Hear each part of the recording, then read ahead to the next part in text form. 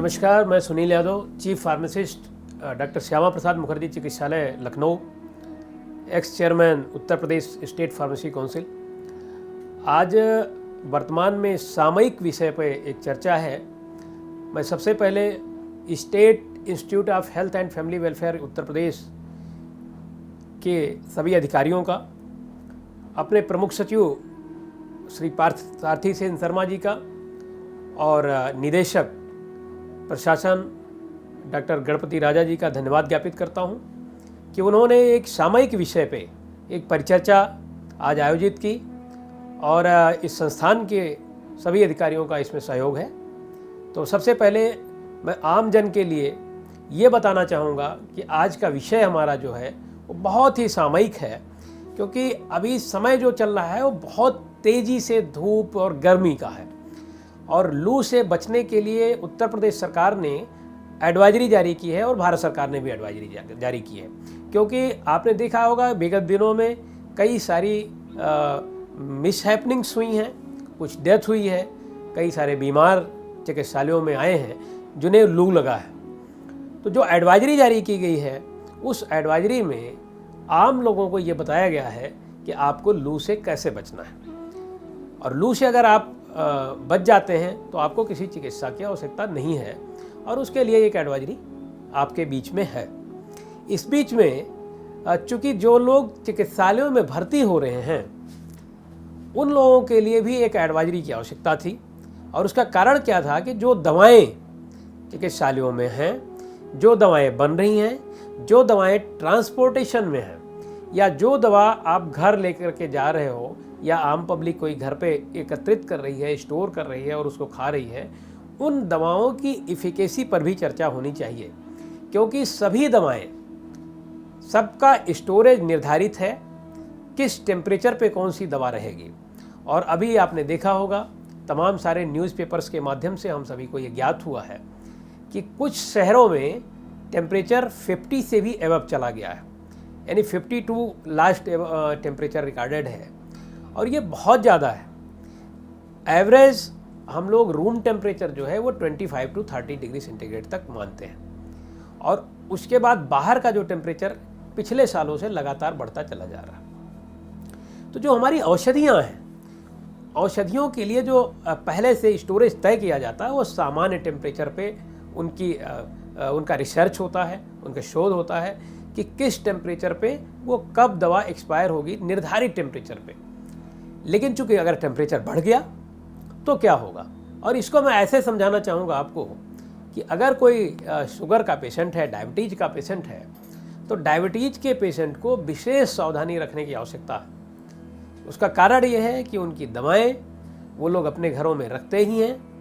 Blood pressure के patient जो हैं वो दवाएं रखते हैं, डिप्रेशन के जो पेशेंट हैं वो दवाएं रखते हैं, सांस के जो मरीज हैं उनको भी दवा अपने घर पे रखनी होती है। तो वो सारे लोग जो अपने घरों पे दवा रखते हैं उनको भी इस समय सलाह दिया जाना आवश्यक था। इसलिए आज की परिचर्चा इसी विषय पे है कि आपकी दवा सुरक्षित कैसे रहे, उसका मैनेजमेंट कैसे हो। तो managing drugs during heat waves, ensuring efficacy and safety. आपको उस दवा की एफिकेसी बचाए रखनी है, दवा की एफिकेसी बनी रहे और सेफ्टी उसकी बनी रहे। इस विषय पे आज हम लोग चर्चा करेंगे, और उसका उदाहरण मैंने जो जहाँ से लिया है इंसुलिन से, वो एक हमारी भूमिका है कि वो दवा जो कि आपकी ज़िंदगी को बचा रही है, आपकी शुगर लेवल को मेंटेन कर रही है, अगर उस दवा की एफिकेसी कहीं कम हो गई तो निश्चित रूप से आपकी शुगर लेवल बढ़ सकता है। तमाम सारी ऐसी दवाएं हमारे ब्लड प्रेशर के पेशेंट खाते हैं जो सामान्य टेम्परेचर में, रूम टेम्परेचर में रखी जाती हैं। अगर उनको एक्सेस रूम टेम्परेचर मिला तो वो दवाएं खराब हो सकती हैं। इस तरीके से लाइफ सेविंग ड्रग्स के अलावा भी बहुत सारी ड्रग्स हैं जो इस लू में खराब हो सकती हैं। तो मेरा ये कहना है कि आम पब्लिक को ये सलाह दी गई कि आप लू से बचिए, लेकिन इसके बाद अगर वो चिकित्सालय में आ गया तो वो दवाएं जो उसको उस लू से हुई बीमारी को, उस लू से हुई परेशानियों को जो दूर करेगी, उन दवाओं को लू से कौन बचाएगा। यानी वो अगर उस दवा को ही लू लग गई तो फिर क्या स्थिति बनेगी। इसलिए आज की परिचर्चा ये सामयिक है, और आप लोगों के सामने कुछ पॉइंट्स मैं रखूँगा। हालांकि जो दवाएं हैं वो दवाएं स्टार्ट होती हैं इंडस्ट्री से, इंडस्ट्री में बनती है और उसके बाद ट्रांसपोर्ट होती है, ट्रांसपोर्ट होकर के वो फिर आती है हमारे चिकित्सालयों में, या आती है हमारे बड़े स्टोर्स में, या सामान्य आपके रिटेल स्टोर्स में, थोक स्टोर्स में वहाँ आती है और फिर पब्लिक उसको खरीदती है और ख़रीदने के बाद उनको अपने अपने घरों में ले जाके रखती है। तो चूँकि संस्थान का मुख्य उद्देश्य यह है कि हम अपने चिकित्सा कर्मियों को, चिकित्सा अधिकारी, फार्मासिस्ट और उसके साथ जितने भी स्वास्थ्य कर्मचारी हैं उनको भी जागरूक करने की आवश्यकता है और ये संस्थान का उद्देश्य है। और इसी उद्देश्य पे संस्थान लगातार विभिन्न कार्यक्रम का आयोजन कर रहा है। शुक्रवार की शाम एक डॉक्टर के नाम, ये अभी पिछले शुक्रवार को जो आयोजित की गई थी परिचर्चा, उस परिचर्चा में लू से बचने के उपाय और अगर लगता है तो क्या होगा, इस पे पूरी परिचर्चा आपने सुनी होगी। और आज आपकी दवाएं कैसे सुरक्षित हों उस पर ये परिचर्चा। तो मैं शुरुआत करना चाहूँगा कि होता क्या है लू, अगर दवा को लू लग गई तो क्या होता है। और जब हमने उस ड्रग की डिस्कवरी की थी उस समय सामान्य टेम्परेचर पे उसके सारे रिसर्चेज हुए हैं, उसका डोज बना है, उस दवा के साइड इफ़ेक्ट्स निकाले गए हैं, उस दवा का डोज निकाला गया है। तो ड्रग डिस्कवरी में जो भी है वो सामान्य मानक टेम्परेचर पे आधारित है। लेकिन अगर टेम्परेचर बढ़ा तो क्या होगा, तो मैं इसकी शुरुआत करता हूँ इसके इंट्रोडक्शन से। और ओवरव्यू का हमारा ये है कि importance of proper medication storage, ये स्टोरेज कैसे हो, ये प्रॉपर स्टोरेज कैसे हो, इसका इम्पोर्टेंस आपको बताएंगे। Impact of heat on medications efficacy and safety, इसको दोनों को हम लोग बात करेंगे। तो as temperature rise during the summer month it become increasingly important to take special care of your medication. बहुत ज़्यादा बचाना है। Extreme heat can impact the potency and the safety of many medicine, potentially compromising your health. अगर उसकी potency कम हो जाएगी तो आपका हेल्थ कंप्रोमाइज करेगा कहीं ना कहीं। तो इस विषय पे तो ये पूरा प्रेजेंटेशन जो हमारा है ये प्रोवाइड करेगा आपको detail advice on how to properly store medications during a heat wave, including what to do and what to avoid, यानी डूज क्या है एंड डोंट्स क्या हैं, इस पे हम लोग बात करेंगे। और डिफरेंट टाइप ऑफ मेडिसिन जो कि स्पेशल रिक्वायरमेंट मांगती है, स्पेशल केयर मांगती है, उस पे हम चर्चा करने जा रहे हैं। और हमारा गोल है protect medications from heat to maintain their effectiveness, हमारी दवा का इफेक्टिवनेस बना रहे, उसको सुरक्षित रखें, इसी गोल पर आज का ये परिचर्चा है। इफेक्ट्स क्या हो सकते हैं, effects of heat on medications, 4 तरीके के इफेक्ट जो हम लोग बता रहे हैं। केमिकल कंपोजिशन चेंजेस, दवा का केमिकल कंपोजिशन चेंज हो सकता है। अगर हम किसी दवा की केमिस्ट्री को देखेंगे, जो उसमें एपीआई है, एपीआई का अध्ययन करेंगे और उसको हीट वेव पे ला करके देखेंगे, तो तमाम सारे ऐसे रिसर्च हैं और रिसर्च की रिपोर्ट्स आ चुकी हैं कि बहुत सारी दवाओं के केमिकल कंपोजिशन में भी चेंजेज होते हैं अगर लू है या बहुत एक्सेस टेम्परेचर है वो उसको मिल गया। सेकंड हमारा ओवरव्यू है रिड्यूस्ड पोटेंसी एंड इफेक्टिवनेस, हमको उससे पोटेंसी जो कम होगी या इफेक्टिवनेस कम होगी तो उसको कैसे दूर कर सकते हैं। Increase risk of side effects, उससे क्या होगा हीट से कि साइड इफेक्ट बढ़ सकता है, इंक्रीज हो सकता है। तो जो हमने अध्ययन किया हुआ है, जो हमारे लिटरेचर में है कि किसी दवा का साइड इफेक्ट क्या है, उस लिटरेचर से इतर भी कोई साइड इफेक्ट आ सकता है, या कभी कभार हमको नए एडीआर भी मिलते हैं, एडवर्स ड्रग रिएक्शंस भी मिल सकते हैं, जो कि हमारे पास ऑलरेडी रिपोर्टेड नहीं है। तो हम कुछ एग्जाम्पल्स लेंगे, इंसुलिन है, कुछ एंटीबायोटिक्स हैं, नाइट्रोग्लिसरीन है, इन्हेलर्स हैं। तो ऐसे तमाम सारे आपको एग्जाम्पल्स हम 8-10 दवाओं के देंगे जिनको स्पेशल केयर की रिक्वायरमेंट है इस गर्मी में, भयंकर गर्मी में, भीषण गर्मी में।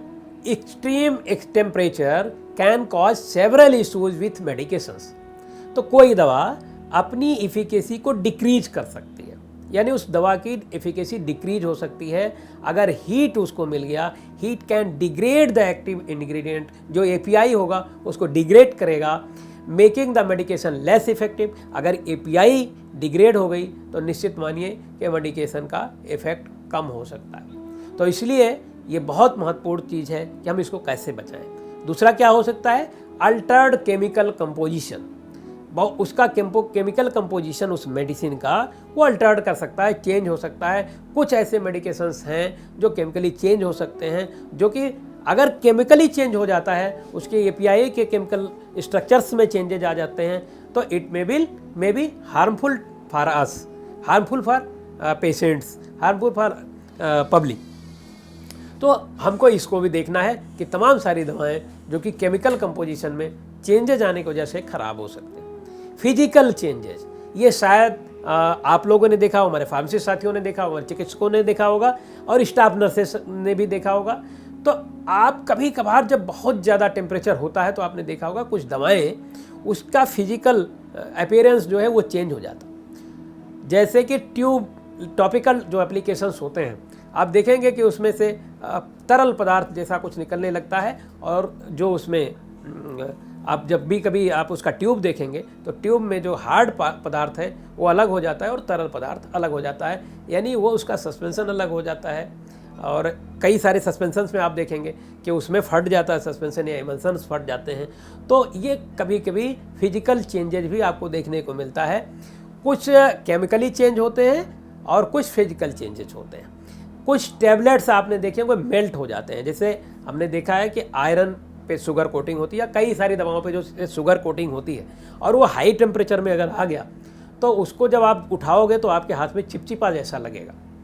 तो हमारे फार्मेसिस्ट साथियों को और आम जनता को दोनों से अनुरोध है कि आप अगर फिजिकल चेंजेज आ रहे हैं तो निश्चित रूप से स्टोरेज में कहीं कोई प्रॉब्लम है और उसको डिस्कार्ड करने की आवश्यकता है, क्योंकि हो सकता है कि वो डिग्रेड हो चुकी है, हो सकता है वो नुकसान पहुंचा दे।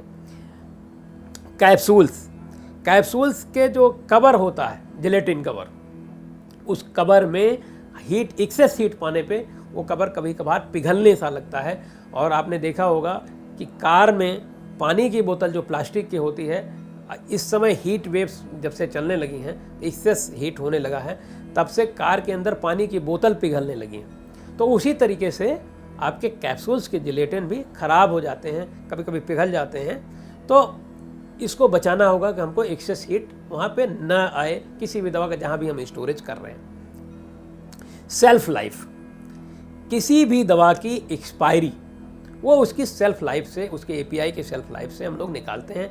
उसमें जो एक्सिपिएंट्स होते हैं उसकी भी सेल्फ लाइफ होती है हर चीज़ की, लेकिन बेसिक जो एपीआई है उसकी सेल्फ लाइफ से उसकी एक्सपायरी निकालते हैं। मैं बार बार ये कहता हूँ कि कोई भी दवा अपनी एक्सपायरी डेट के पहले एक्सपायर हो सकती है अगर उसका स्टोरेज सही नहीं हुआ या और सारे फैक्टर्स हैं। तो ऐसे समय में जबकि एक्सेसिव हीट हमारे यहाँ है और उस हीट में हमको दवाओं को बचाना है, तो इसमें हमको सेल्फ लाइफ पे भी ध्यान देना पड़ेगा। यानी कि अगर एक्सेसिव हीट हो गया, हीट एक्सपोजर हुआ, तो ये क्या कर सकता है कि सेल्फ लाइफ ऑफ मेडिकेशन को शॉर्ट कर सकता है। Heat exposure can shorten the shelf life of medication और causing them to expire sooner than indicator.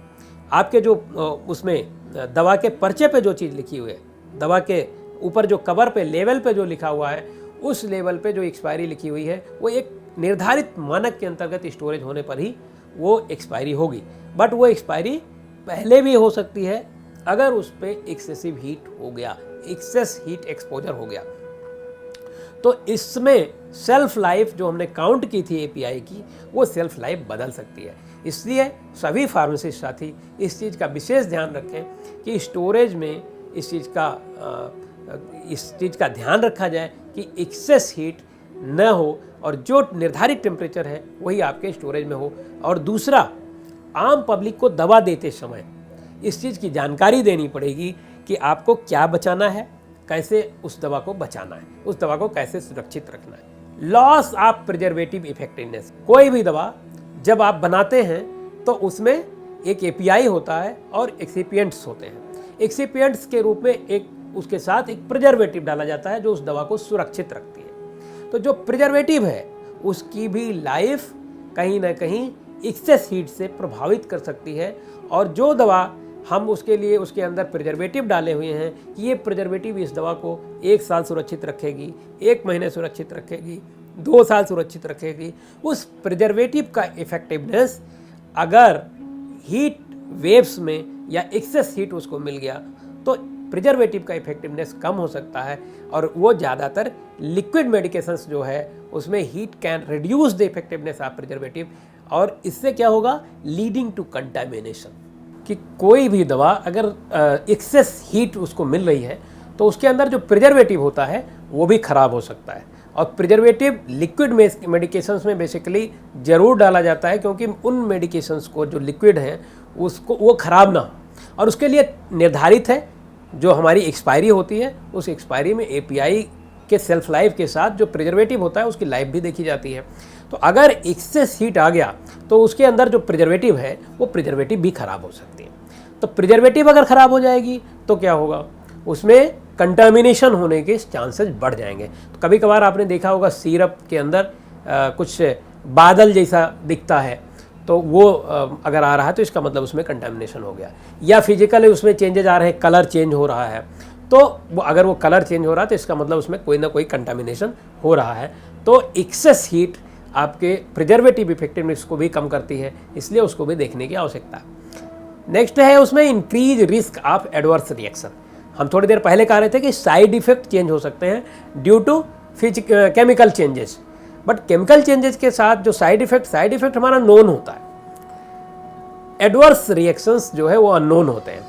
तो अगर वो केमिकली चेंज हो गया, कोई चीज़ कंटामिनेशन हो गया, उसमें प्रिजर्वेटिव उसका खराब होने लगा, तो इसी क्रम में अगर हम देखेंगे तो एडवर्स रिएक्शंस भी बढ़ सकते हैं, उसका रिस्क बढ़ सकता है। इसलिए हम ये कहते हैं कि chemically Altered medication can cause unexpected side effect, और एडीआर जिसको बोलते हैं हम, वो आ सकता है। इसलिए धूप में, एक्सेस हीट में अपने आप को, दवाओं को बचाने की आवश्यकता है। जैसे अपने शरीर को बचाएंगे उसी तरीके से अपनी औषधियों को भी बचाएंगे।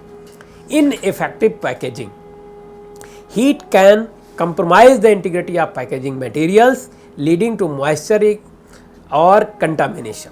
जो पैकेजिंग मटेरियल होता है उसमें भी चेंजेज आते हैं अगर हीट बढ़ता है, तो उसको भी देखने की आवश्यकता है। अब आपको एक बहुत महत्वपूर्ण चीज़ बताने जा रहा हूँ। मैक्सिमम जो अस्थमा के पेशेंट्स होते हैं वो अपने घरों में इन्हेलर रखते हैं, हमारे स्टोर्स में इन्हेलर होता है। लोग जो अस्थमा के पेशेंट अपने कार में भी इन्हेलर रखते हैं, क्योंकि अस्थमा का अटैक कहीं भी हुआ तो तत्काल वो इन्हेल कर लेते हैं और उससे उनको आराम मिल जाता है। तो इन्हेलर का जो डिस्पर्सन होता है वो एक मेट्रिक डोज होता है, वो निर्धारित डोज होता है, उससे इन्हेल करते हैं और उसको लाभ मिलता है। बट अगर एक्सेस हीट मिल गया तो क्या होगा, फॉर एरोसॉल मेडिकेशन, यानी ये इस तरीके के मेडिकेशन जो मीटर डोज में आपको इन्हेल करते हैं आप, like inhalers, heat can affect the pressure inside the canisters impacting doses accuracy.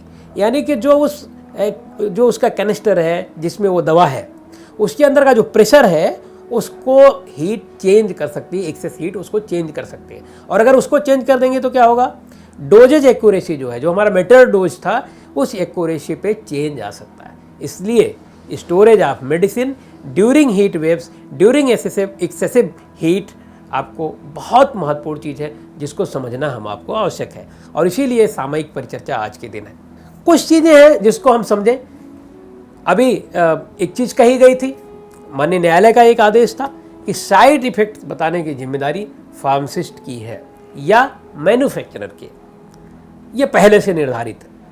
तो मैन्युफैक्चरर्स क्या करते हैं कि हर मेडिसिन पे एक लेवल लगाते हैं और उस लेवल पे ये लिखा होता है कि इसका स्टोरेज आपको कैसे करना है।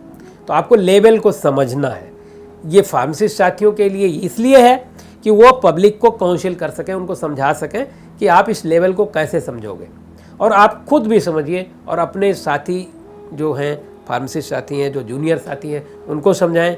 Even other health care workers जो भी हैं हॉस्पिटल में, उनको भी ये चीज़ बताने की आवश्यकता है, क्योंकि दवाएं कहीं कहीं ऐसी जगह भी स्टोर की जा रही हैं जहाँ पे फार्मासिस्ट नहीं है। जैसे वार्ड्स हमारे हैं, वार्ड्स में थोड़े समय तक के लिए दवाएं स्टोर होती हैं और उनको वहाँ के स्टाफ नर्स देखती हैं, जबकि वहाँ पे 24 आवर्स की ही दवा दी जाती है, बट वो स्टोर होती है उतने समय। तो इसलिए उनको भी इस चीज़ का ज्ञान होना आवश्यक है, हमारी स्टाफ नर्स को। हमारे अदर जो पैरामेडिकल्स हैं उनको भी दवाओं का ज्ञान होना आवश्यक है और उसके स्टोरेज का थोड़ा जो सेफ्टी प्रोसीजर्स हैं उनका ज्ञान होना आवश्यक है। इसी तरह से पब्लिक को भी होना चाहिए। अब जैसे लेवल इंडिकेशंस को हम देखते हैं, understanding medication level indication, ensuring the safe storage.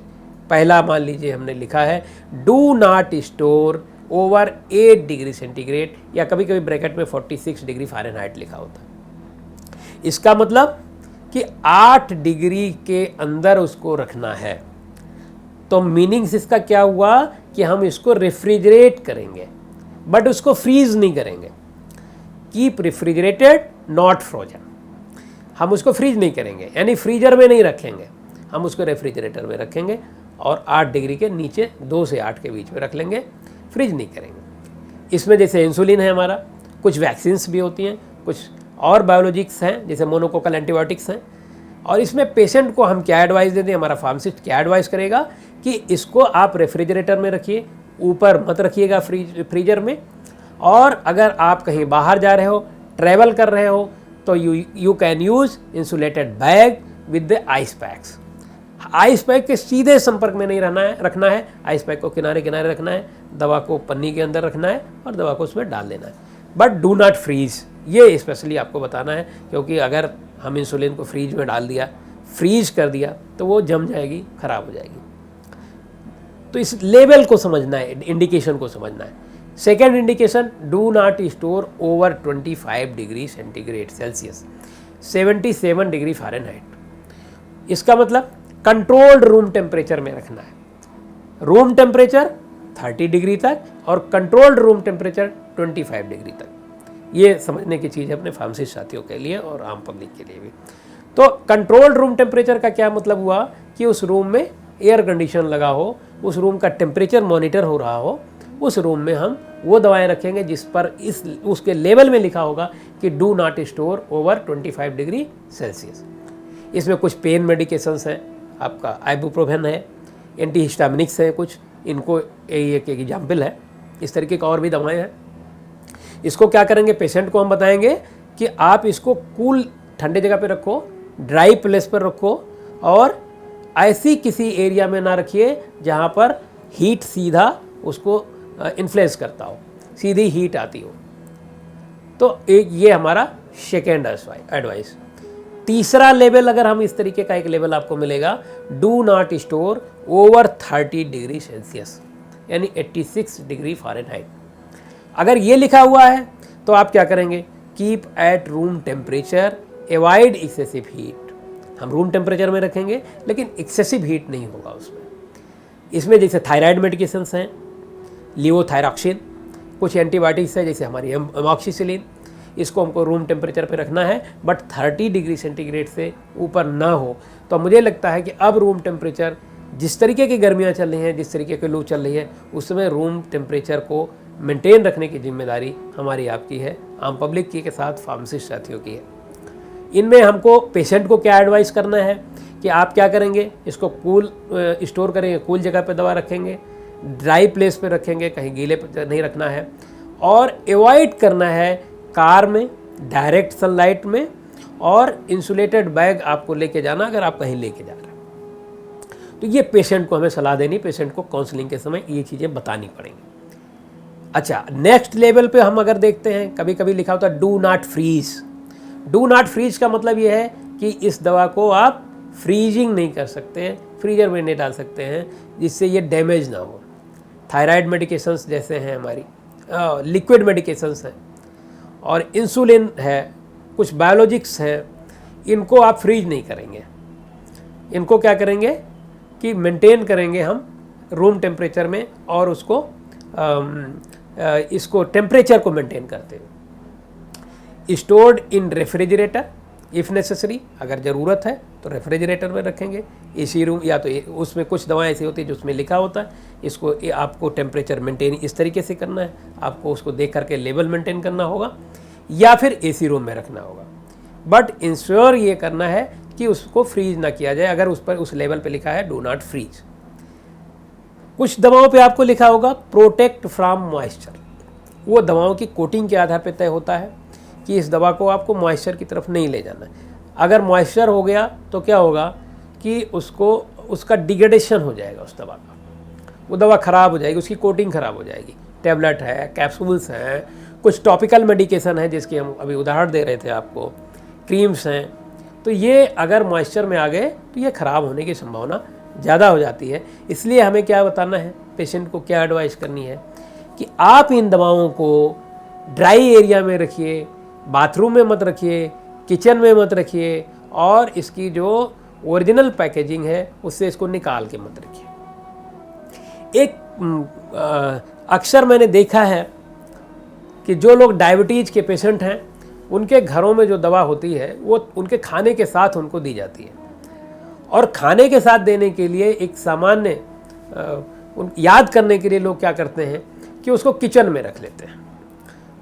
तो आप भी मानेंगे कि दवाएं जो घरों में होती हैं वो किचन में लोग रखते हैं, या फिर दूसरा स्थान कहाँ होता है आपने देखा, अलमारी के ऊपर, तीसरा स्थान कहाँ होगा, फ्रिज के ऊपर।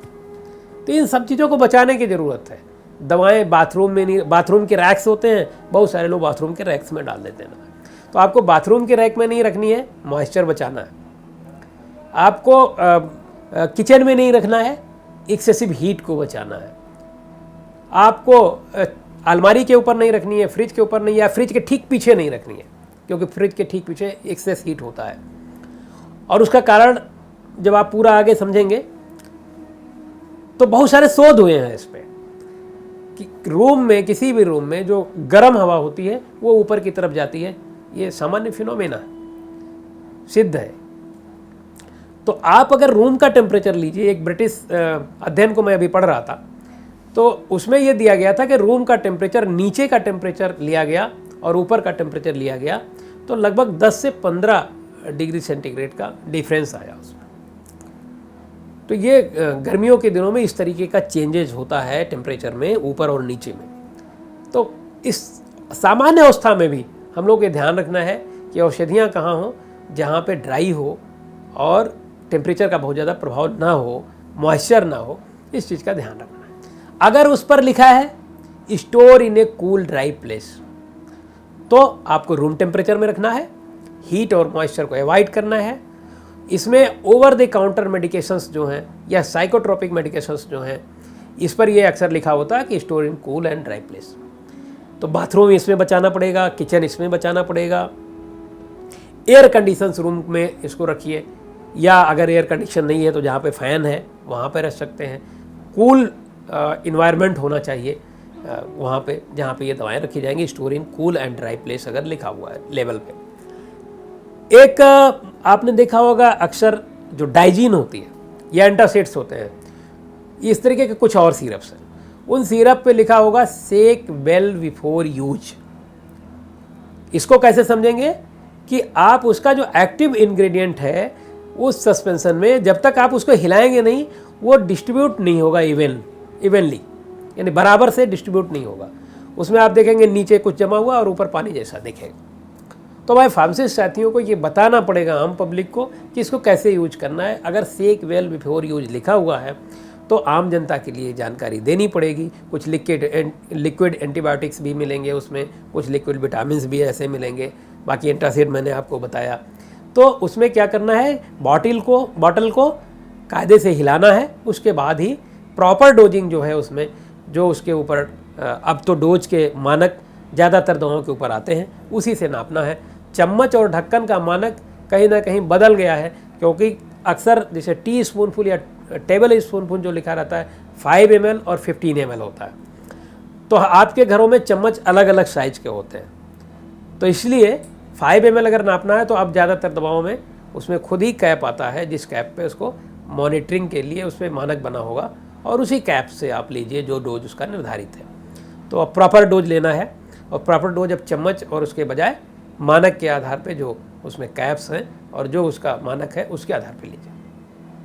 कुछ लेवल पे लिखा होगा फॉर एक्सटर्नल यूज ओनली, इसको समझाना है। इसका मतलब इसको आप इंटरनल कंजम्पशन नहीं कर सकते, इस दवा को अंदर से नहीं ले सकते, मुंह के अंदर नहीं ले सकते, केवल स्किन पे लोकली आप अप्लाई कर सकते हैं। तो आप इसमें टॉपिकल क्रीम्स हैं, मलहम है और लोशंस होते हैं, इनको आप ऊपर लगाइए। तो इसमें आपका निश्चित रूप से आपको समझाना पड़ेगा पब्लिक को।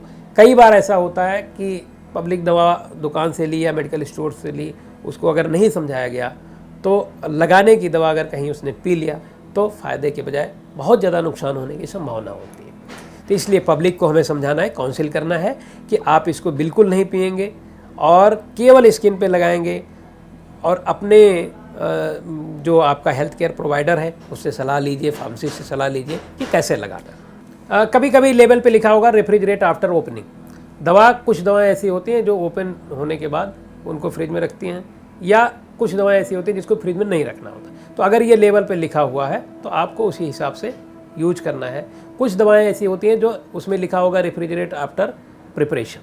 आप उसको पाउडर है उसको प्रिपेयर किया और उसके बाद उसको फ्रिज में रखना होता है, 2 to 8 डिग्री सेंटीग्रेड के बीच में रखना होता है।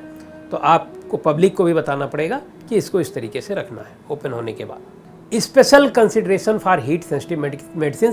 कुछ मेडिसिन के बारे में हम यहाँ चर्चा करेंगे, जैसे इंसुलिन। इंसुलिन बहुत महत्वपूर्ण मेडिसिन है। आज के समय में डायबिटीज़ के पेशेंट बहुत ज़्यादा हैं, जैसा कि तमाम सारे आंकड़े हैं, और इंसुलिन बहुत लोग यूज करते हैं। टाइप 1 जो DM है, डायबिटीज मेलिटस है, उसमें इंसुलिन का ज़्यादातर यूज होता है, और वो उस दवा को बहुत सावधानी पूर्वक गर्मियों के दिनों में यूज करने की ज़रूरत है। क्यों? क्योंकि इंसुलिन क्या होती है, वो एक प्रोटीन है, और आपने देखा होगा प्रोटीन को एक्सेस हीट आप दीजिएगा तो क्या होता है, वो पकने लगता है, और प्रोटीन पकेगा तो डिग्रेड हो जाएगा। बहुत ज़्यादा विस्तार में ना जा करके उसके डिग्रेडेशन पर ही चर्चा करेंगे कि अगर वो दवा ख़राब हो गई, इंसुलिन ख़राब हो गई तो क्या होगा। आपका ब्लड शुगर लेवल जिसको इंसुलिन द्वारा कम किया जाना था वो जो है बढ़ता हुआ सा आपको मिलेगा। फिर पेशेंट परेशान होता है, वो सोचता है मुझे दवा नहीं काम कर रही है या दवा का डोज बढ़ाना पड़ेगा।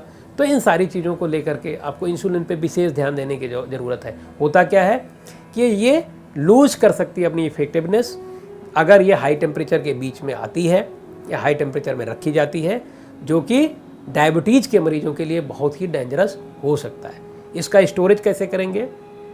स्टोरेज हम 36 डिग्री फ़ारेनहाइट से 46 डिग्री फ़ारेनहाइट यानी 2 to 8 डिग्री सेंटीग्रेड के बीच में, जब तक वो खुलती नहीं है, अनओपनड। और ओपन हो गई तो अमेरिकन अकेडमी ऑफ डायबिटीज़ ये कहती है कि ओपन होने के बाद आप 28 डेज तक मानक के आधार पे जो टेम्परेचर है उसमें रूम टेम्परेचर पे आप रख सकते हो, लेकिन 30 डिग्री सेंटीग्रेड से बिल्कुल एक्सीडिंग नहीं होनी चाहिए। अगर 30 डिग्री सेंटीग्रेड से एक्सीडिंग हुई तो आपका वो दवा बेकार हो जाएगी। तो इंसुलिन को अभी इंसुलिन के सिरिंजेज आने लगी हैं, पाइप्स आने लगे हैं, तो उसमें कम इंसुलिन होती है और जल्दी यूज हो जाती है, 10-15 दिन 20 दिन का जैसा उसका डोज है, तो वो ख़राब होने के चांसेस थोड़े कम हो गए हैं। लेकिन उन दवाओं पे विशेष ध्यान देने की आवश्यकता है।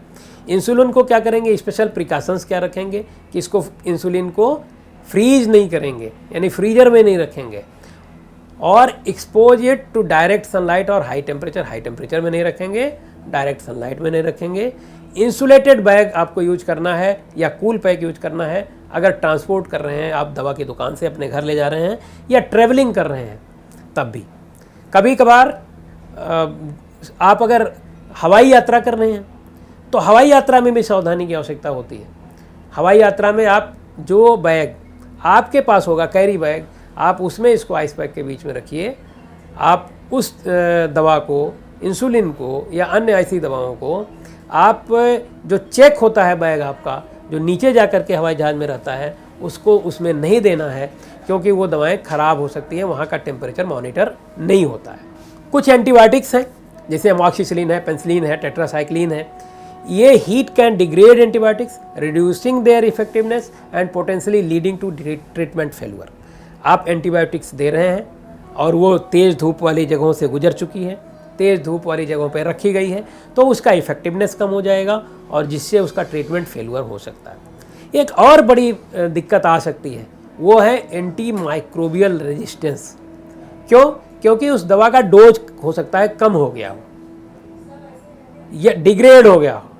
तो अगर उसका डोज कम हो गया और उस डोज में हम लगातार उस दवा को दे रहे हैं तो हो सकता है कि एंटी माइक्रोबियल रेजिस्टेंस पैदा हो जाए। तो इन सब चीज़ों को भी देखने की ज़रूरत है। स्टोरेज रिक्वायरमेंट हमारा क्या है? स्पेसिफिक इंस्ट्रक्शंस को आपको जो लेवल पे दिया गया है उसको फॉलो करना है। Usually in cool place, dry place, away from direct sunlight, store in climate control environment, ensure packaging impact of prevent exposure to heat. आपको हीट के एक्सपोजर से बचा के रखना। स्पेशली सम लिक्विड एंटीबायोटिक में रिक्वायर रेफ्रिजरेशन, चेक लेवल for specific instructions. कुछ antibiotics जो लिक्विड फॉर्म में होंगी उसके लेवल पे लिखा होगा कि इसको रेफ्रिजरेट करना है, यानी उसको 2 से 8 डिग्री सेंटीग्रेड के बीच में रखना है। तो आप उस लेवल को फॉलो करिए और उसके आधार पे पब्लिक को भी समझाइए, उसके आधार पे अपने यहाँ भी स्टोर करिए। ब्लड प्रेशर मेडिकेशंस जैसे लिस्नोप्रिल है, एम्लोडिपिन है, ऐसी दवाएं, इस पर हीट का इम्पैक्ट होता है। Heat can degrade these medicine are reducing their effectiveness. अगर ये दवाएं डिग्रेड हो गई तो उसका इफेक्टिवनेस नेचुरली कम हो जाएगा। तो इसलिए इसका स्टोरेज कूल और ड्राई प्लेस में होगा, अवे फ्रॉम डायरेक्ट सनलाइट होगा। और इसमें स्पेशल प्रिकॉशन आपको क्या करना है कि क्लाइमेट कंट्रोल्ड कंडीशंस पे रखना है, यानी जिस कमरे में एसी लगी हो कोशिश करें कि उसी कमरे में दवाएं रखी जाएं। Anticoagulants, warfarin. वारफेरिन के बारे में हर फार्मेसिस्ट साथी को जानने की ज़रूरत है, क्योंकि ये एंटीकोगुलेंट है और अगर ये हीट के संपर्क में सीधे आ गई तो उसकी स्टेबिलिटी तो प्रभावित होती ही है, बट उस दवा की पोटेंसी ऑफ एंटीकोगुलेंट यानी खून जमाने की जो क्षमता है वही कम हो जाती है।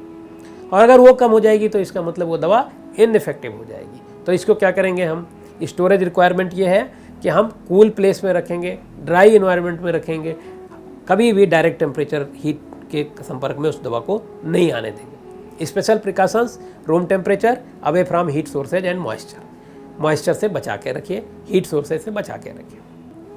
ओरल कंट्रासेप्टिव्स आमतौर पे सभी घरों में लोग रखते हैं और लंबे समय तक रखी जाने वाली दवा है, हर घर में होती है। और कंट्रासेप्टिव्स का अगर इफेक्टिवनेस कम हो गया तो निश्चित मानिए ये जो हमारी योजनाएं हैं उन योजनाओं के लिए ये घातक सिद्ध होंगी। इसलिए ओरल कंट्रासेप्टिव्स को हीट से बचा के रखना है।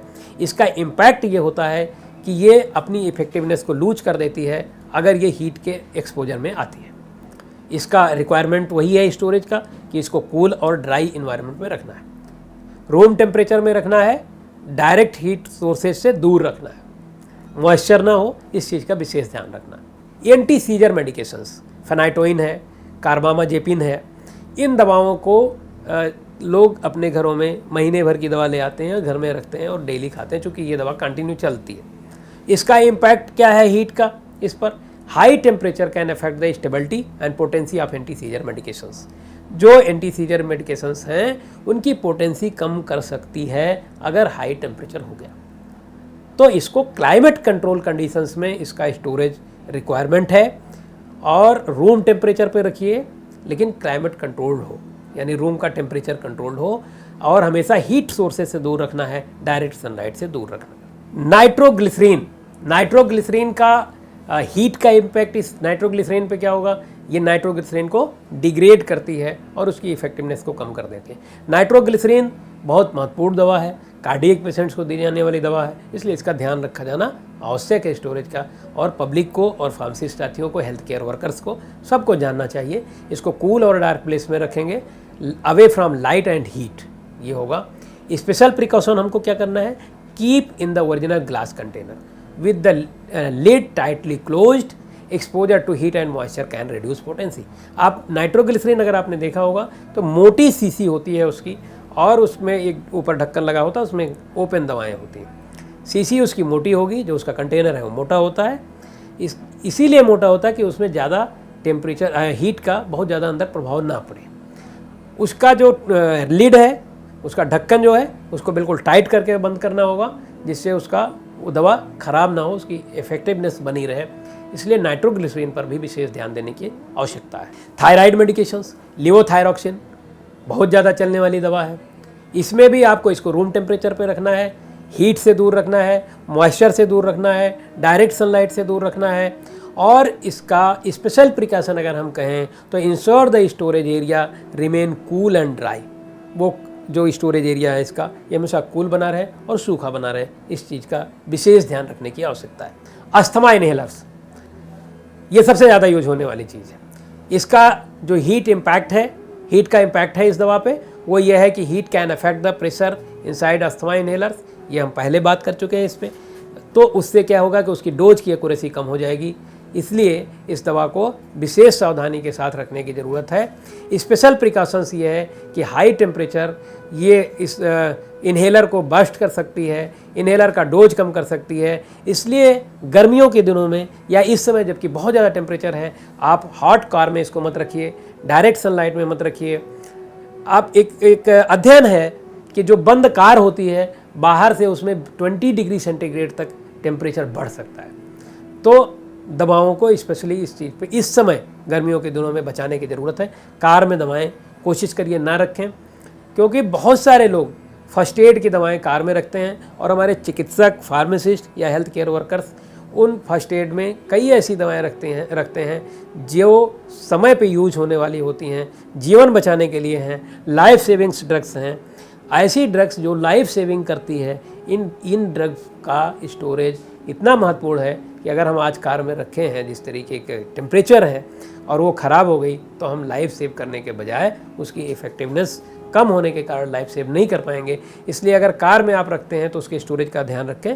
इंसुलेटेड बैग्स ज़रूर ले लीजिए और उसमें दवाएं रखिए, अपनी फर्स्ट एड किट उसमें रखिए। इपिनेफ्रिन ये ऑटो इंजेक्शंस आते हैं, इसका भी हीट का इम्पैक्ट इस पर भी पड़ता है। आप इसका इफ़ेक्टिवनेस कम हो जाता है, इसका जो स्टोरेज है रिक्वायरमेंट है वो 20 डिग्री सेंटीग्रेड से 25 डिग्री सेंटीग्रेड या temporary excursion between 15 to 30 degree centigrade are permitted. इसको इसी में रख सकते हो आप, इससे आगे नहीं रख सकते। डायरेक्ट सनलाइट से बचाना है। अगर आप ट्रांसपोर्ट कर रहे हैं तो आप इंसुलेटेड बैग ही लेकर के जाइए जिसमें आइस पैक्स लगे हों। आई ड्रॉप को स्पेशली बचाने की ज़रूरत है। क्यों?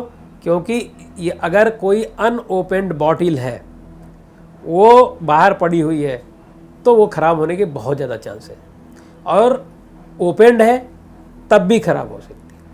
Once opened, store at room temperature but away from direct sunlight and heat. और अगर अनओपन्ड है तो उसको क्या करिए आप इस समय के हिसाब से, जैसे आपका लेटानोप्रोस्ट है, इसको फ्रीज में रख सकते हैं आप। फ्रीज का मतलब रेफ्रिजरेटर में 2 to 8 डिग्री में, तो ख़राब नहीं होगा। स्पेशली इसमें देखने की ज़रूरत यह है कि जो पैकेज पे गाइडलाइन लिखा हो उस ड्रग पे, उस आई ड्रॉप पे, उसको फॉलो किया जाए। तो पैकेजिंग, लेबलिंग बहुत महत्वपूर्ण हो गई है गर्मियों के दिनों में। बायोलॉजिक्स, एडालीमुबाब अभी नई दवा आई और उस दवा को हम ऑटो इम्यून डिजीजेज में दे रहे हैं। इनब्रेल, मोनोक्लोनल एंटीबायोटिक्स, वैक्सीन्स, इन दवाओं को बहुत ज़्यादा बचाने की ज़रूरत है हीट से।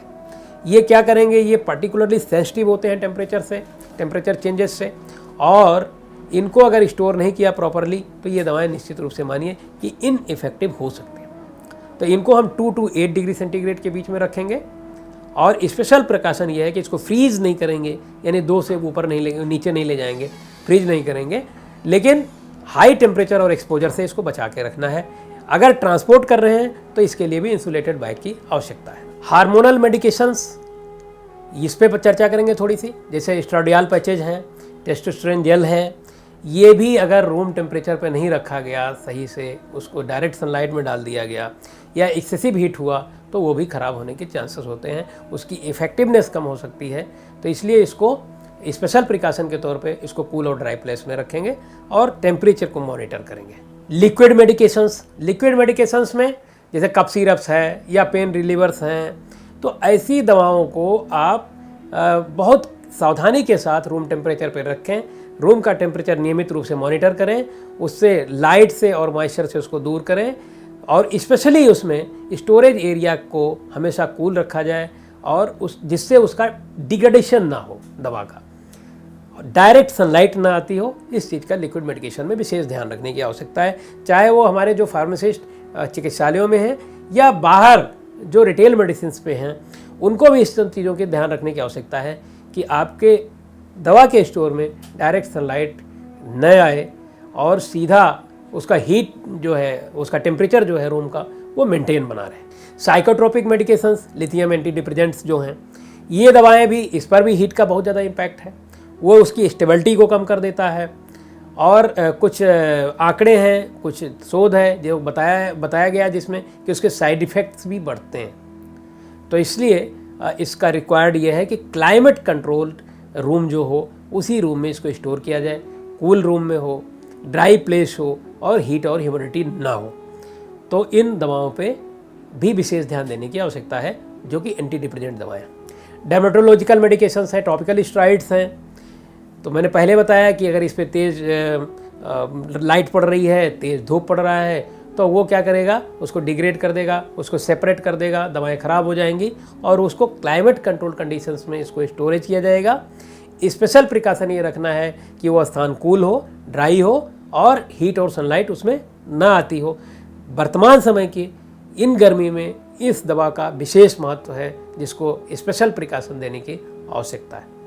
रेफ्रिजरेटेड मेडिकेशंस जैसे ग्रोथ हार्मोन है या और भी, तो इसका इम्पैक्ट ये है हीट का इस पर कि ये मेडिकेशंस ये कांस्टेंट रेफ्रिजरेशन मांगती हैं।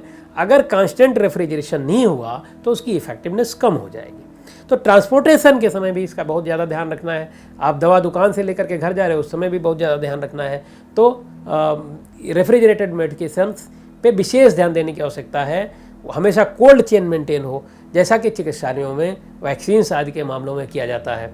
इसलिए मेरी सलाह होती है हमेशा कि आप यदि वैक्सीन लगवा रहे हैं तो कोशिश करें कि किसी भी सरकारी चिकित्सालय में जाएं और उसका लाभ उठाएं, क्योंकि वहाँ पे कोल्ड चेन डेफिनेटली मेंटेन रहती है और वो दवाएं इफ़ेक्टिव होती हैं।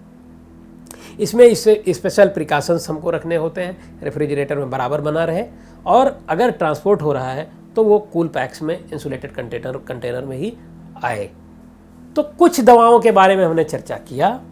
ये विशेष दवाएं हैं जिनको सावधानी, जिनके साथ गर्मियों में बढ़ते हुए लू के मौसम में सावधानी रखने की आवश्यकता है। इस बीच अगर आप ट्रैवलिंग कर रहे हैं तो आपको स्लाइड में हमारे दिखेगी, ट्रैवलिंग करते समय आपको क्या करना है। सबसे पहले जो दवा लेके आप जा रहे हैं उसको एक बार उसका लेबल देखिए कि उस पर लिखा क्या है, और उस दवा को कूल पैक में रखिए। कूल पैक में रखेंगे तो दवा नहीं खराब होगी, बट उसको डायरेक्ट आइस पैक के संपर्क में नहीं लाना है। आइस पैक और दवा के बीच में कोई एक माध्यम और होना चाहिए जिससे उसको मॉइस्चर ना हो वहाँ पे। उसके बाद उसको अगर आप किसी ट्रांसपोर्टर को दे रहे हैं तो उससे भी रिक्वेस्ट करिए कि भाई इसको आप भेज रहे हो तो इसको टेम्परेचर कंट्रोल डिवाइस के अंदर या टेम्परेचर कंट्रोल पैकेजिंग करें और उस पैकेजिंग के माध्यम से ही उस दवा को भेजें ट्रैवलिंग करते समय, ट्रांसपोर्टेशन करते समय। अगर आप हवाई जहाज़ से फ्लाई कर रहे हो तो आप उसको कैरी बैग में रखिए और कैरी बैग में वही दवा वो आपके ऊपर जाएगी। और उसमें भी अगर रेफ्रिजरेशन वाली दवा है, 2 to 8 वाली है, तो आपको भी इंसुलेटेड बैग लेकर के जाना होगा। कार में दवा रखना कुछ दिनों के लिए छोड़ दिया जाए तो ज़्यादा बेहतरीन है। जिस तरीके का टेम्परेचर बाहर है, आपकी दवा ख़राब हो जाएगी तो हम लू से अपने आप को धूप में ना जाके तो बचा सकते हैं, लेकिन अगर दवाएं ख़राब हो गई तो दवाओं से जिस मरीज को हमको बचाना है, दवा ख़राब हो जाएगी तो मरीज को नहीं बचा पाएंगे। इसलिए ट्रांसपोर्टेशन अगर आप कार से कर रहे हैं तो या तो उसको कूल पैक में रखें, या फिर अभी जब तक तेज़ धूप है तब तक कार में दवाएं रखने से बचें। क्या नहीं करना है और क्या करना, डूज और डोंट, 2 लाइन में क्या क्या करना है। दवाओं को कूल रखिए, ड्राई प्लेस में रखिए। मेडिकेशन को उस रूम में रखिए जहाँ पे एयर कंडीशन लगा हो, या फैन से अगर आप मेंटेन कर रहे हो, बट उसका टेम्परेचर कूल होना चाहिए। कमरे की अगर हो सके तो कमरे का टेम्परेचर मॉनिटर करें। इंसुलेटेड या कूलर बैग आप यूज करिए। अगर आप ट्रेवल कर रहे हैं तो आइस पैक वाले इंसुलेटेड बैग्स लेकर के जाइए, कूलर लेकर के जाइए। कूलर जिसमें आइस पैक्स लगे हों उसमें दवा रख लीजिए और वो दवा को बचाइए। इंसुलेटेड बैग्स में दवा को रख करके आप उसको बचाइए। क्या नहीं करना है, आपको कार या किसी ऐसे कंपार्टमेंट में जहाँ पे बहुत ज़्यादा गर्म हो रहा है वहाँ पे दवा को अवॉइड करना है, नहीं करना है। Temperature inside a park car can exceed 49 degree centigrade quickly which can damage medication. एक अध्ययन ये भी कहता है कि एकाएक 49 डिग्री सेंटीग्रेड तक आपकी कार का टेम्परेचर बढ़ सकता है अगर आपने धूप में उसको पार्क कर दिया। तो इसलिए कार का विशेष ध्यान रखें कि कार में मेडिकेशंस को ना ले जाएं और अन्यथा वो डैमेज हो सकती है। बाथरूम में दवा को नहीं रखनी है। आपको बाथरूम की ह्यूमिडिटी जो है वो उस दवा को ख़राब कर सकती है। बाथरूम में हॉट शावर लोग यूज करते हैं, इसलिए उस समय हॉट शावर यूज करने के बाद बाथरूम का टेम्परेचर बढ़ जाता है, बहुत सारी दवाएं खराब हो सकती हैं। इसलिए बाथरूम में दवाएं बिल्कुल नहीं रखनी है। Always check the storage instruction on the medication label, जो आपके लेबल पे लिखा हुआ है उसको फॉलो करना है, ये करना है आपको। स्टोरेज कंडीशंस को हमेशा मॉनिटर करना है। हमेशा आप कोई भी दवा खरीदें अपने फार्मासिस्ट से ज़रूर कंसल्ट करिए। आप थर्मामीटर रखिए, जो स्टोरेज एरिया अपने फार्मासिस्टों के लिए सलाह है, टेम्परेचर उसका मेंटेन रहे और टेम्परेचर मॉनिटर होता रहे। अगर आप मेडिकेशन के बारे में श्योर हैं कि ये दवा ख़राब नहीं हुई है तभी उसको प्रयोग में लाएं, अन्यथा मत प्रयोग में लाएं। आप अपने फार्मासिस्ट से सलाह लें जो आम पब्लिक है, और जो फार्मासिस्ट साथी हैं वो अपनी गाइडलाइन के हिसाब से आपको उचित सलाह देंगे। Pharmacist can provide specific recommendation for the storage and handling of your medicines.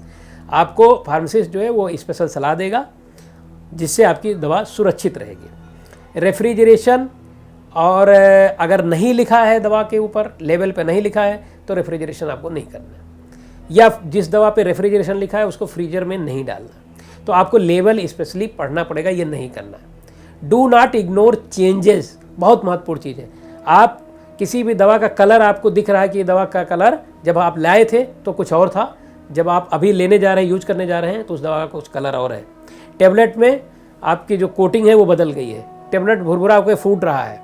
तो ऐसे कंडीशन में आपको इग्नोर नहीं करना है, अपने फार्मासिस्ट या चिकित्सक या अन्य जो हेल्थ केयर वर्कर्स हैं उनसे सलाह लेनी है, तभी आप उस दवा को यूज करिए। If a medication looks smells और taste different than usual, do not use it. अगर आप उसमें कोई अलग सी स्मेल आने लगी है, उसका टेस्ट बदल गया है, बिल्कुल मत यूज करिए, आप सलाह लीजिए। कलर चेंज हुआ, सलाह लीजिए। ऑर्डर चेंज हुआ, नहीं यूज करना है आपको। तो आपको मेडिकेशन के साथ कोई कंप्रोमाइज़ नहीं करनी है, क्योंकि दवाएं आपके स्वास्थ्य की रक्षा करती हैं, और अगर दवा खराब हो गई तो वो जो रक्षा कर रही है वो नुकसान पहुंचा सकती है। इसलिए विशेष तौर पे आपको लेवल का ध्यान रखना, जो लिखा है वही होना चाहिए। और दवा में अगर चेंजेज आते हैं तो आपने फार्मेसिस्ट से सलाह जरूर लें। इंडस्ट्री में भी आवश्यकता है। इंडस्ट्री जो हमारी हैं उनको भी मैन्युफैक्चरिंग जो स्टेज है उसमें आपको क्लाइमेट कंट्रोल करना है, क्लाइमेट कंट्रोल फैसिलिटीज़ हों वहाँ। क्योंकि जब इंडस्ट्री बनी थी उस समय उसको ये पता नहीं था कि 52 डिग्री सेंटीग्रेड तक टेम्परेचर कभी जाएगा, तो उन्होंने अपने हिसाब से मानक बनाया था। तो एक बार सारी इंडस्ट्री को फिर से इस चीज़ का ध्यान देने की ज़रूरत है कि आप फिर से एक बार रिव्यू करिए, क्लाइमेट कंट्रोल फैसिलिटीज़ को लाइए, टेम्परेचर और ह्यूमिडिटी कंट्रोल करिए, continuous monitoring of drug, continuous of monitoring of your storage, continuous monitoring of your industry, ये आपको रेगुलर करनी है। क्वालिटी एश्योरेंस प्रोटोकॉल्स को पूरी तरीके से फॉलो करना है, जीएमपी को पूरी तरीके से फॉलो करना है, स्टेबिलिटी टेस्टिंग वो रेगुलर करनी है, और पैकेजिंग को फिर से एक बार देखना है कि कोई पैकेज ज़्यादा धूप के कारण या ज़्यादा गर्मी के कारण ख़राब तो नहीं हो रहा। ट्रांसपोर्टेशन के समय भी इंडस्ट्री को इस चीज़ का ध्यान देना है कि जो लॉजिस्टिक आप रूटीन में दे रहे हैं उनको अभी नहीं देंगे, आप उसके स्टोरेज का ध्यान रखेंगे, कोल्ड चेन लॉजिस्टिक्स का ध्यान रखेंगे, कोल्ड चेन मेंटेन हो, रेफ्रिजरेटेड ट्रांसपोर्ट हो, इंसुलेटेड पैकेजिंग हो, रियल टाइम टेम्परेचर मॉनिटरिंग होनी चाहिए, टेम्परेचर लॉगर्स होने चाहिए, और इमरजेंसी उसका प्रोटोकॉल जो होता है वो पूरा फिलअप हो। एक अध्ययन में पढ़ रहा था जिसमें क्लियर लिखा हुआ था कि जो कार है या जो ट्रैवलिंग के लिए यूज की जाने वाली गाड़ियां हैं, उन गाड़ियों के कलर से भी उस गाड़ी के अंदर का टेम्परेचर प्रभावित हो रहा है। डार्क कलर की गाड़ियां ज़्यादा गर्मी अवशोषित करती हैं और वो उसके अंदर गर्मी बढ़ गई है। यानी लू के दिनों में ट्रांसपोर्टर्स जो कि दवा को ट्रांसपोर्ट करते हैं उनको भी एक सलाह ये है कि कृपया आप हल्के रंग की गाड़ियाँ यूज करें, और दवाओं को ले जाते समय अगर आप लंबी ट्रैवलिंग कर रहे हैं तो गाड़ी को एयर कंडीशनड ही रखें और उससे वो दवा ख़राब ना हो। जो दवाएं रेफ्रिजरेटर वाली हैं उनका cool pack, cold chain maintain रखें। वेयर हाउसेज में जो स्टोरेज है उसमें ध्यान रखने की ज़रूरत है।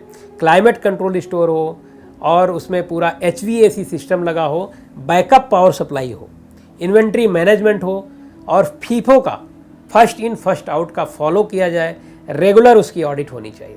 इसको डिटेल समझेंगे कि क्लाइमेट कंट्रोल स्टोरेज बहुत आवश्यक है।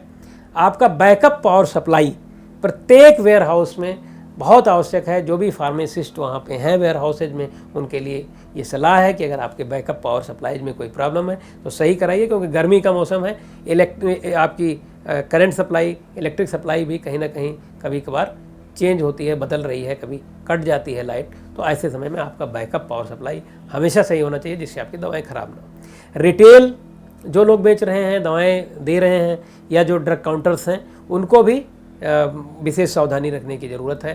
कंज्यूमर हैंडलिंग के लिए विशेष सावधानी रखने की ज़रूरत है। एजुकेटिंग फार्मासिस्ट एंड कंज्यूमर्स, ये गवर्नमेंट का काम है, जो कि हमारी सरकार लगातार कर रही है। मैं फिर से धन्यवाद दूंगा अपने PS सर का और अपने डॉक्टर राजा सर, जो हमारे डायरेक्टर एडमिनिस्ट्रेशन हैं और निदेशक हैं SIHFW के, कि वो लगातार फार्मासिस्टों को ट्रेनिंग दे रहे हैं। और इस ट्रेनिंग के माध्यम से मुझे पूरी उम्मीद है कि स्टोरेज कंडीशन पढ़ने के बाद किसी भी दवा को हमारा फार्मासिस्ट ख़राब नहीं होने देगा। कंज्यूमर को एजुकेट करने की जिम्मेदारी हमारी है, फार्मासिस्टों की है। मैं अपने फार्मासिस्ट साथियों से भी ये अनुरोध किया हूँ कि यहाँ से जाने के बाद, या इस वीडियो को देखने के बाद, या एडवाइजरीज को पढ़ने के बाद आप पब्लिक को भी सलाह देते रहें, जिससे दवाएं ख़राब ना हो। स्पेशल पैकेजिंग सॉल्यूशंस बनाएं। पेशेंट को भी बताएं कि आपको किस तरीके की दवाएं रखनी हैं। टेम्परेचर इंडिकेशंस को बताया जाना चाहिए पेशेंट्स को, ये आवश्यक है। मैन्युफैक्चरर में जो हमने बताया कि वो अपनी स्ट्रेटजी बनाएं। क्वालिटी एश्योरेंस प्रोटोकॉल्स का पूरा फॉलो किया जाए। ट्रांसपोर्टेशन और डिस्ट्रीब्यूशन के समय कोल्ड चेन लॉजिस्टिक्स इस्तेमाल किए जाएँ। और रियल टाइम टेम्परेचर मॉनिटरिंग बहुत आवश्यक है, जो कि GPS इनेबल्ड टेम्परेचर लॉगर्स जो है वो आपका काम कर सकता है। आपके स्टोर में टेम्परेचर मॉनिटर होता रहे। इमरजेंसी प्रोटोकॉल्स फॉलो हों। इमरजेंसी प्रोटोकॉल में कुछ ऐसी औषधियाँ हैं जो इमरजेंसी में रखी जा सकती हैं, तो इन सारी चीज़ों का फॉलो होना चाहिए। GMP का फॉलो होना चाहिए। और HBAC सिस्टम ये मेंटेन किया जाए, जिससे वो टेम्परेचर वहाँ पे मॉनिटर होता रहे और ह्यूमिडिटी लेवल मॉनिटर होता रहे, मेंटेन होता रहे। कंटिन्यूअस मॉनिटरिंग करेंगे हम, सेंसर के माध्यम से कर सकते हैं, ऑटोमेटेड सिस्टम के माध्यम से कर सकते हैं। बहुत सारी बड़ी बड़ी फैक्ट्रीज जो हैं, या हमारे जो बड़े वेयर हाउसेज बन रहे हैं, उसमें इस सिस्टम को लागू किया जा रहा है। ट्रक्स जो हैं वो रेफ्रिजरेटेड हो और उसमें टेम्परेचर मॉनिटर होता रहे। इन्वेंट्री मैनेजमेंट में FIFO का फॉलो हो, यानी जो दवा पहले आई है उसको पहले दे दिया जाए। कभी कभार FIFO के अलावा एक और चीज़ होती है कि last in first out, LIFO, कि अगर उस दवा की एक्सपायरी नज़दीक है तो हम लोग LIFO का भी फॉलो करते हैं। यानी अगर हम रेगुलर ऑडिट करेंगे तो रेगुलर ऑडिट के आधार पे दवाओं की इन्वेंट्री मेंटेन करेंगे, यानी FIFO का फॉलो या LIFO का follow.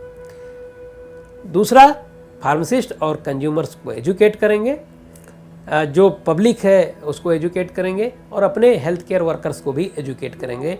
Training for pharmacist and proper storage handling लगातार हमारी संस्था कर रही, सरकार कर रही है, और वो ट्रेनिंग लगातार चल रही है। तो कंक्लूजन की स्थिति में हम ये मान सकते हैं कि हम अब इस बढ़ते हुए टेम्परेचर के बीच टेम्परेचर कंट्रोल कैसे करें, उस पर हमने डिटेल बात कर ली है। मेडिकेशन को कूल प्लेस में, ड्राई प्लेस में रखेंगे, हमेशा टेम्परेचर को नापते रहेंगे, मेंटेन करेंगे उस टेम्परेचर को, और मेडिकेशन को इंस्पेक्ट करते रहेंगे। कोई दवा अगर हमें कहीं भी ख़राब हो रही है तो वो दिखेगी। कैसे दिखेगी? डैमेज हो रही है, कलर चेंज हो रहा है, टेक्सचर उसका चेंज हो रहा है, कंसिस्टेंसी चेंज हो रही है, तो हम ऐसी दवाओं को डिस्पोज करेंगे। प्रॉपर चैनल के माध्यम से ऐसी दवाएं यूज नहीं करेंगे। पेशेंट्स को एजुकेट करेंगे और अपने साथियों को एजुकेट करेंगे, ये बताएंगे कि हाई टेम्परेचर पे दवाएं रखी जाएंगी तो ख़राब हो जाएंगी। हम अपने स्टोर में सीधी जहाँ सनलाइट आती होगी वहाँ पे औषधियाँ नहीं रखेंगे। मरीज को ये सलाह देंगे कि जहाँ पे खिड़की हो, जहाँ से सूरज की रोशनी आ रही है, खिड़की के पास पर्दे लगाएं और पर्दे को बंद रखें, जिससे सूरज की सीधी रोशनी अंदर ना आए, और खिड़की पे कोई दवा नहीं रखनी है। डिस्पेंस स्मॉलर क्वांटिटीज़, कोशिश ये करेंगे कि जब तक गर्मी चल रही है तो जो दवाएं हैं वो हीट से सेंसिटिव हो सकती हैं, इसलिए दवा का डिग्रेडेशन ना हो, रिस्क ऑफ स्पॉयलेज ना हो, इसलिए छोटी क्वांटिटी में, कम क्वांटिटी में दवाएं पेशेंट को दी जाएं जब तक गर्मियां चल रही हैं। ये भी एक दवाओं के ख़राब होने से बचाने का एक तरीका है। अल्टरनेटिव ऑफर किया जा सकता है, जैसे सजेस्ट अल्टरनेटिव मेडिकल्स और dosages forms that may be less susceptible to heat damage. कुछ दवाएं हमने आपको बताई हैं कि इन दवाओं पे ज़्यादा नुकसान हो सकता है, तो ऐसे समय में इसको स्विच किया जा सकता है। जैसे लिक्विड फार्मुलेशंस को टेबलेट या कैप्सूल पे लाके हम फिक्स कर सकते हैं, स्विच कर सकते हैं, जो कि लिक्विड फार्मुलेशन ज़्यादा खराब होने की संभावना होती है। इमरजेंसी प्लानिंग करनी है हमको, पावर आउटेज को देखना है, पावर बैकअप्स को देखना है, इमरजेंसी को ज़रूर देखना है हमको। इमरजेंसी में कोई भी मेडिकेशन स्टोरेज मेंटेन हो, हमारे पास बैकअप हो, दवा का बैकअप हो प्लस पावर सप्लाई का बैकअप हो, और हमेशा ट्रांसपोर्टेशन पे हमको ध्यान देना है। तो कुल मिलाकर के हम कंक्लूजन के रूप में ये कह सकते हैं कि हमको मॉनिटर करना है इन्वेंट्री, हमको दवाएं जो आ रही हैं उसको रेगुलर चेक करना है, अदर जो हेल्थ केयर प्रोवाइडर्स हैं उनसे कोलैबोरेट करना है, हमारे चिकित्सकों से हमको बात करनी है, हमारे जो वहाँ पे स्टाफ नर्सेज हैं उनसे बात करनी है, अदर जो पैरामेडिक्स हैं उनसे भी बात करनी है कि भाई आप कोई दवा अपने यहाँ रखे हो तो आप इस गर्मी के सीज़न में हाई रिस्क है उस दवा का, इसका ध्यान रखिए और मेडिकेशन को सुरक्षित करिए। हमेशा उनको इन्फॉर्म करिए और गाइडलाइंस को फॉलो करिए।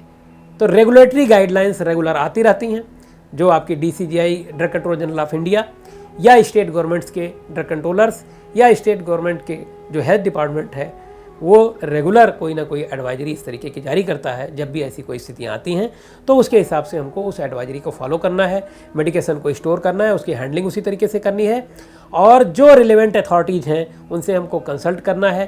प्रोफेशनल ऑर्गेनाइजेशंस को इसमें सचेष्ट होने की ज़रूरत है, उनको रेगुलर कहीं ना कहीं वर्कशॉप्स करने की ज़रूरत है, जिससे हमारे फार्मासिस्टों को ट्रेन किया जा सके, आम पब्लिक को उस चीज़ को बताया जा सके, अन्य जो हेल्थ केयर वर्कर्स हैं उनको तैयार किया जा सके कि वो दवाओं को ख़राब होने से बचाएं। तो कुल मिलाकर के हम आज इस वार्ता के माध्यम से, इस आपसे जो बातचीत हुई उसके माध्यम से मैं ये कहना चाहूँगा कि लू के समय में आप अपने आप को धूप से बचाएं, सुरक्षित रहें और अपनी दवा को भी सुरक्षित रखें। हाइड्रेटेड रहिए, स्टे हाइड्रेटेड, और जब आप हाइड्रेटेड रहेंगे तो आपके शरीर पे कोई नुकसान नहीं होगा। ज़्यादा से ज़्यादा पानी, थोड़ी थोड़ी देर पे पानी रेगुलर लेते रहें। विशेष तौर पे ध्यान देने की आवश्यकता है जो हमारे डायबिटीज़ के पेशेंट हैं, जो हमारे ब्लड प्रेशर के पेशेंट हैं, जो कार्डियक के पेशेंट हैं, या जो अस्थमा के पेशेंट हैं, लंग्स के पेशेंट हैं, इनको विशेष ध्यान देने की आवश्यकता है। उसका एक कारण ये भी है कि बहुत सारे लोग इसमें ऐसी भी दवाएं लेते हैं जिससे उनको यूरिन बढ़ती है, या जो इंसुलिन लेते हैं वो प्रोटीन ले रहे हैं, ऊपर से इंसुलिन एक प्रोटीन है जो कि ख़राब हो सकती है, तो उनको भी ध्यान देना। बहुत धूप में आप जाओगे, आपके बॉडी का प्रोटीन जो है वो नुकसान कर सकता है, ख़राब हो सकता है। आपका जो लोग दवाएं ले रहे हैं, डायरेटिक्स ले रहे हैं, तो आपका यूरिन अपने आप बाहर हो रहा है और उसके साथ आपको स्वीटनिंग हो रही है, एक्सेस स्वीटनिंग हो रही है, तो उससे आपके बॉडी में इलेक्ट्रोलाइट लॉस हो सकता है और वहाँ पे आपको नुकसान पहुँच सकता है आपके शरीर को। तो विशेष सावधानी रखने की ज़रूरत है। तो मेरी लास्ट में सलाह यही है कि आप जो लेवल पे लिखा हो उसका सावधानी पूर्वक पालन करें, उसको पढ़ें, खूब पानी पिएं, अपना भी खुद अपने शरीर को भी बचाइए और अपनी मेडिसिन को बचाइए। अगर आपकी मेडिसिन बची रहेगी तो आप भी सुरक्षित रहेंगे। लास्ट में एक फिर से वही कहना है कि कोई भी दवा अपनी एक्सपायरी डेट के पहले एक्सपायर हो सकती है, ख़राब हो सकती है। इसको बचाने की जिम्मेदारी हमारी और आपकी, दोनों लोगों की है। हम बचाएंगे और सरकार के इस प्रयास में हम भागीदार बनेंगे। धन्यवाद, नमस्कार।